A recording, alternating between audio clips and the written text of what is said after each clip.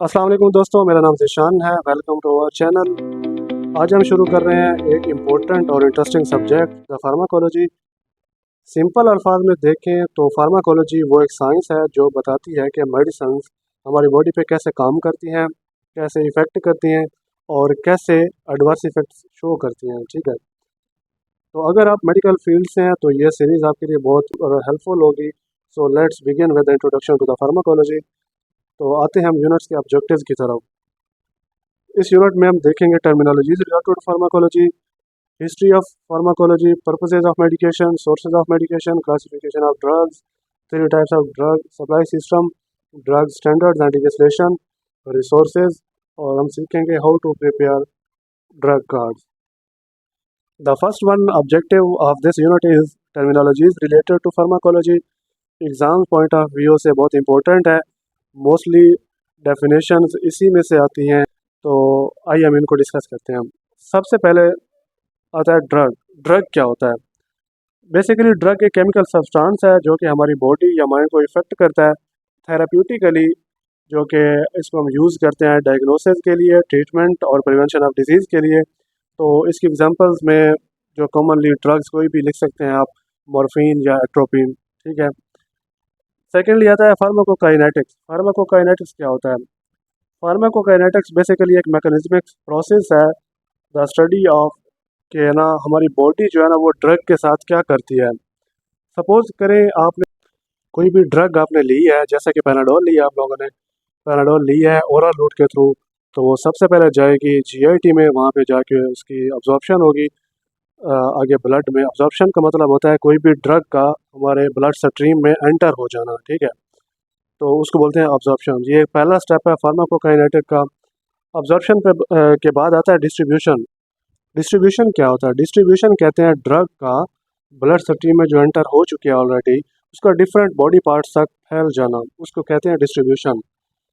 उसके बाद आता है मेटाबॉलिज्म। मेटाबॉलिज्म हमारी बॉडी का एक मेटाबॉलिज्म एक पार्ट है जिसे हम कहते हैं लीवर। ड्रग वहाँ पे जाती है, वहाँ इसका क्या काम होता है कि जो ना लेस टॉक्सिक सब्सटेंस में कन्वर्ट होती है ड्रग। मतलब मेटाबॉलिज्म का मतलब लफ्ज़ी मतलब होता है कि कॉम्प्लेक्स सब्सटेंसेस का लेस हार्मफुल सब्सटेंस में कन्वर्ट होना। ठीक है, वहाँ इसकी जाके उसकी ब्रेक डाउन होती है, तो उस प्रोसेस को हम कहते हैं metabolism. After metabolism the last and final step of pharmacokinetic is excretion. जब ड्रग मेटाबोलाइज हो जाती है लीवर में, तो उसके बाद हमारे फीसेस, यूरिन या बाइल की फॉर्म में वो हमारी बॉडी से बाहर एक्सक्रीट हो जाती है। तो ये बेसिकली चार स्टेप्स हैं जिसे हम फार्माकोकाइनेटिक्स का नाम देते हैं। बायोअवेलेबिलिटी एक फ्रैक्शन ऑफ ड्रग है जो हमारी ब्लड स्ट्रीम में एंटर होता है और अपना मैक्सिमम इफेक्ट शो करता है, और उसको हम नाम देते हैं बायोअवेलेबिलिटी का। उसके बाद है हाफ लाइफ। हाफ लाइफ उसे हम कहते हैं कि कितने टाइम के बाद ड्रग की अमाउंट ब्लड में रह जाती है, और ये बताता है कि ना नेक्स्ट डोज कितना लेनी है। ठीक है, उसके बारे में ये गाइड करता है। The next one is therapeutic index. Therapeutic index क्या होता है? बेसिकली थेराप्यूटिक इंडेक्स एक स्केल है कि कोई भी ड्रग उसका मैक्सिमम उसका थेराप्यूटिक इफेक्ट हो, मतलब उसका फ़ायदा ज़्यादा हो, जबकि उसके मुकाबले में उसका एडवर्स इफेक्ट मतलब नुकसान बहुत कम हो। तो जितना स्केल ये उस लिहाज से हम इसको मेजर करते हैं कि जितनी ड्रग का एडवर्स इफेक्ट कम हो लेकिन उसका थेराप्यूटिक इफेक्ट उससे ज़्यादा हो, तो उसे हम सेफ ड्रग मानते हैं, और उतना ज़्यादा उसका थेराप्यूटिक इंडेक्स जो है ना वो ज़्यादा होगा। ठीक है, उसके बाद आते हैं एगोनिस्ट। एगोनिस्ट और एंटागोनिस्ट, इसके डिफरेंस बहुत ही इंपॉर्टेंट है यूएचएस के लिहाज से। एगोनिस्ट कहते हैं कोई भी नॉर्मल रिस्पॉन्स जिसमें हम बॉडी को सिग्नल्स को इसको इन्हेंस कर रहे होते हैं, जैसे कि आयरन डेफिशिएंसी अनीमिया हो गया पेशेंट को, तो उसको हम आयरन दे रहे हैं उसकी कमी पूरी करने के लिए, मतलब नॉर्मल रिस्पॉन्स को बढ़ाने की कोशिश कर रहे हैं, तो उसे हम एगोनिस्ट का नाम देते हैं। जबकि उसके अपोजिट, अगर हमारी बॉडी में कोई भी एक्शन हो रहा है तो उसको ब्लॉक करने के लिए जो हम ड्रग या प्रोसेस यूज़ करते हैं उसे हम कहते हैं antagonist in the form of drugs. इसकी मिसाल होगी कोई भी हम पेन किलर लेते हैं, फॉर एग्जाम्पल हमें पेन हो रहा है, तो उसको ब्लॉक करने के लिए पेन की एक्टिविटी को जो हम ड्रग देंगे उसे हम कहते हैं एंटागोनिस्ट। आगे इनकी टाइप्स हैं पार्शियल एगोनिस्ट। पार्शियल एगोनिस्ट वो एक एगोनिस्ट होता है जो कि बाइंड तो करता है रिसेप्टर के साथ लेकिन वीकर इफेक्ट और रिस्पॉन्स शो करता है। उसके बाद है कॉम्पिटिटिव एंटागोनिस्ट। ये क्या करता है, एगोनिस्ट के साथ उसके रिसेप्टर के साथ compete करता है और बाइंड करता है रिवर्सिबली, और उसका इफेक्ट जो है ना वो शो करता है। ठीक है। उसके बाद है नॉन कम्पिटिटिव एंटागोनिस्ट।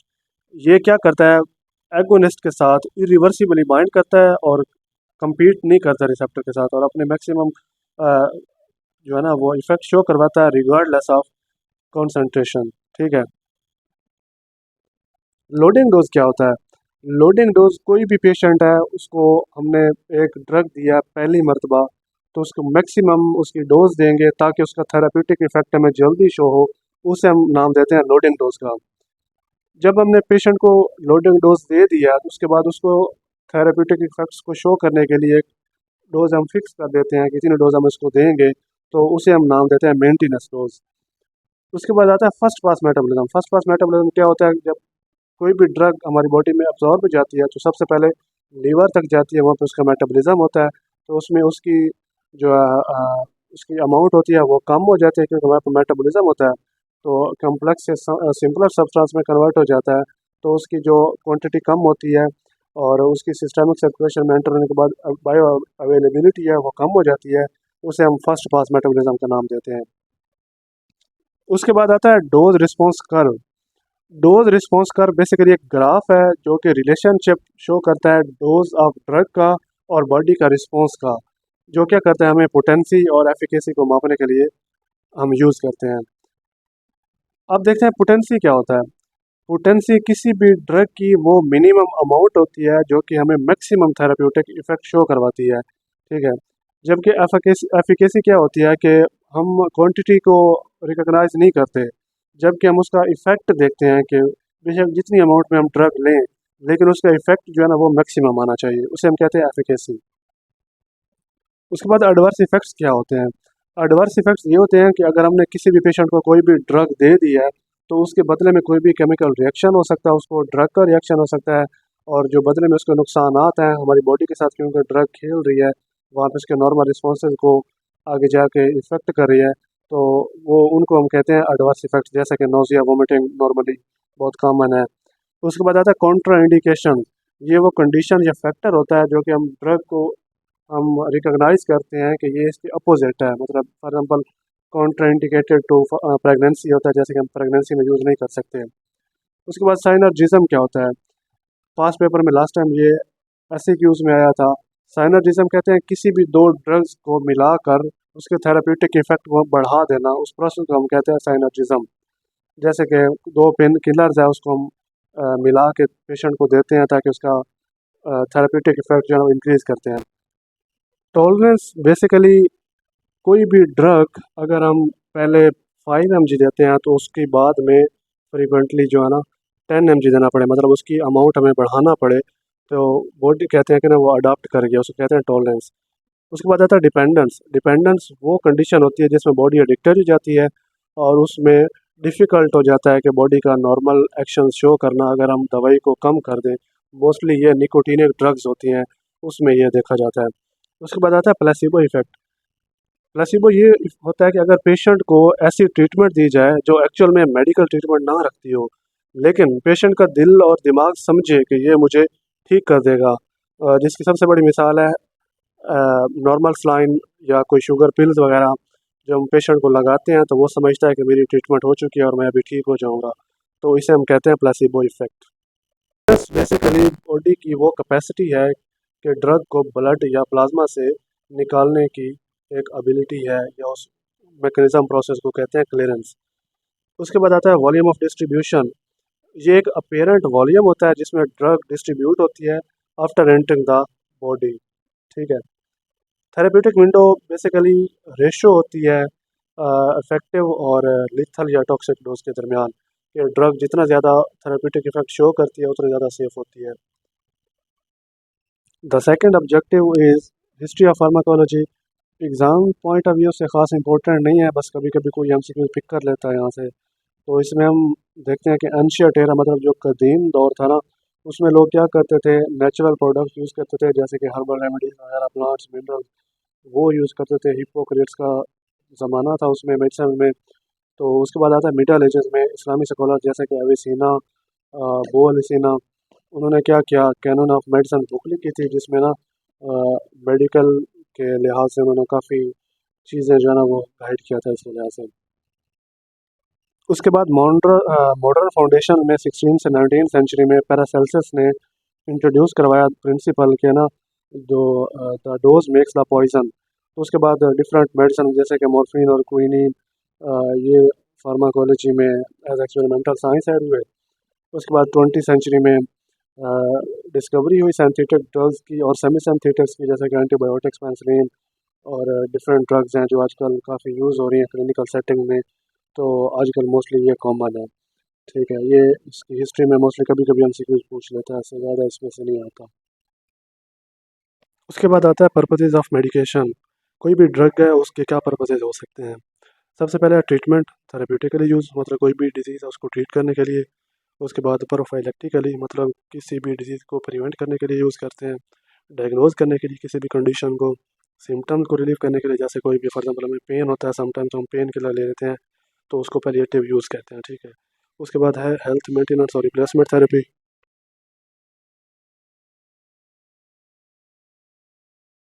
और रिसर्च यूज़ के लिए।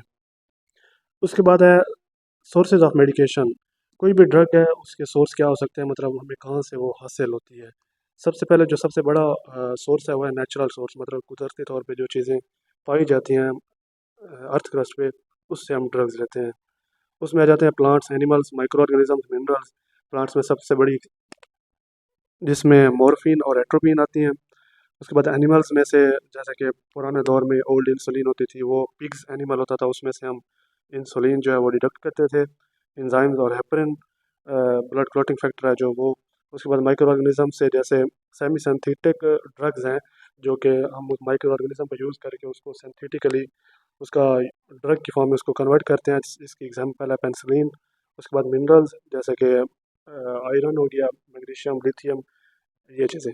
उसके बाद सेमी सिंथेटिक ड्रग्स, जो क्या होता है, नेचुरली डिराइव्ड कंपाउंड्स को हम सिंथेटिकली उसको एक ड्रग की फॉर्म में कन्वर्ट करते हैं, उसे कहते हैं सेमी सिंथेटिक ड्रग्स, जिसकी एग्जांपल आ जाती है अमोक्सिलिन और हीरोइन। उसके बाद फुली सिंथेटिक, मतलब वो वाले ड्रग जो टोटली हम लैब में उसकी प्रिपरेशन करते हैं। उसके बाद बायोलॉजिक्स, जो बायोलॉजिकली जो ऑर्गेनिजम्स होते हैं उनका यूज़ करके जेनेटिकली इंजीनियरिंग के थ्रू उनका थेरेपेटिकली इफेक्ट यूटिलाइज करके जो हम ड्रग्स बनाते हैं उसे कहते हैं बायोलॉजिकली ड्रग्स, इसका सोर्स है।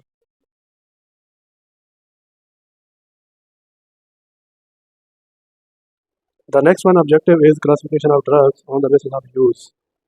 इसमें हम सबसे पहले अगर इसको क्लासीफाई करते हैं तो थेरेप्यूटिक यूज़ के, मतलब कोई भी ड्रग है ना उसको थेरेप्यूटिकली अगर हम ट्रीट करते हैं, जैसे कि एनाल्जेसिक्स, पेन किलर है, पेन को रिलीव किया है, तो ये थेरेप्यूटिक की कैटेगरी में आ जाएगा। तो उसके बाद फार्माकोलॉजिकल एक्शन, किसी भी ड्रग का केमिकली उसका जो एक्शन उसकी बेस पे हम उसको डिस्क्राइब करते हैं।